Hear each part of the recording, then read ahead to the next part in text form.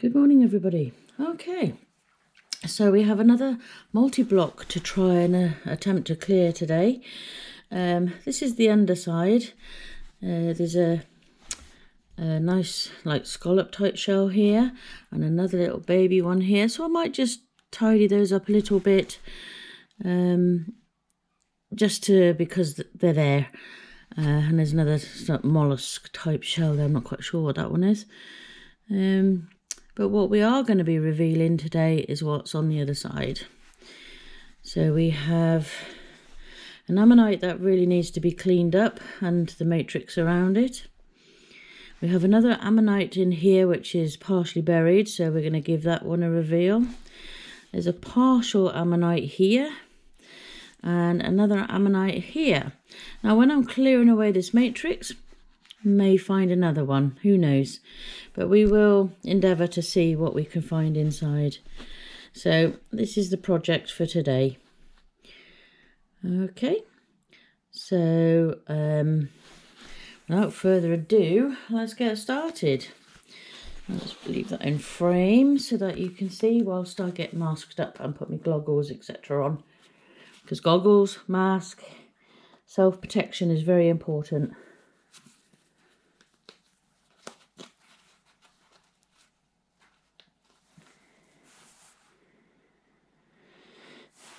Okay.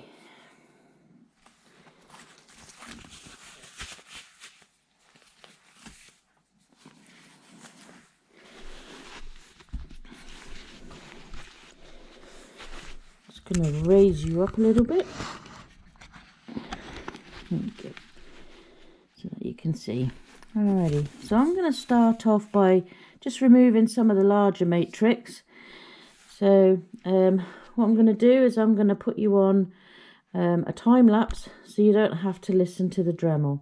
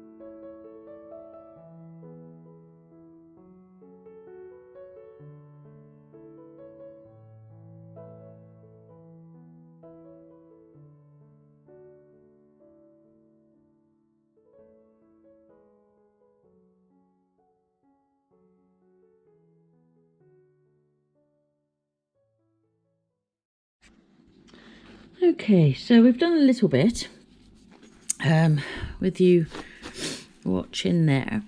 When I'm going in with the Dremel and clearing away the matrix here, I'm staying a little shy of the fossil itself, so I'm not going right up to the fossil and starting to do on top of it. Not with this, because I've got the tool, the chisel one on at the moment, and that can cause quite considerable damage to the surface of the fossil if you're not careful. So when I'm going up, I'm stopping probably a couple of mil short of the fossil, so that the vibration from the Dremel itself sometimes will pop that right up close really easy. If it doesn't, if it's a bit sticky, then you can use the finer nib to go in and just give it a little tidy closer up. But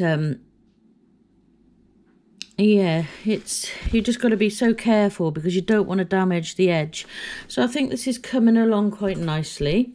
I'm going to do some now on real time, but I will remove the audio so that you don't get your ears blasted. And I'll probably zoom in a little bit as well so that you can see closer up. All right, so here we go.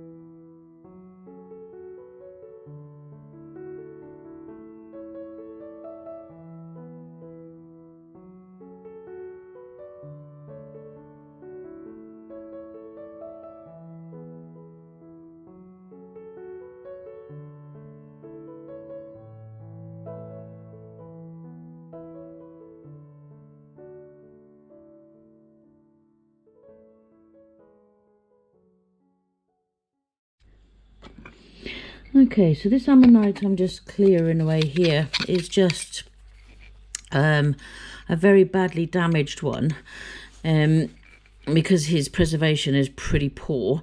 He did have another outer whorl because there is a shadow of it here. The matrix is quite sticky, so I'm gonna leave that until obviously a bit nearer the time to do that with a small nib.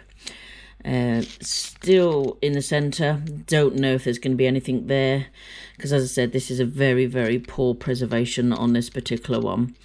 But what I'm going to do now is I'm going to come back in a bit when I've done a bit more. Thought I'd give you an update. So here is the ammonite that was proving a little difficult to get out. Let me get me screwdriver. So there's no center and just the outer whorl. Managed to sort of like tidy it as best I can.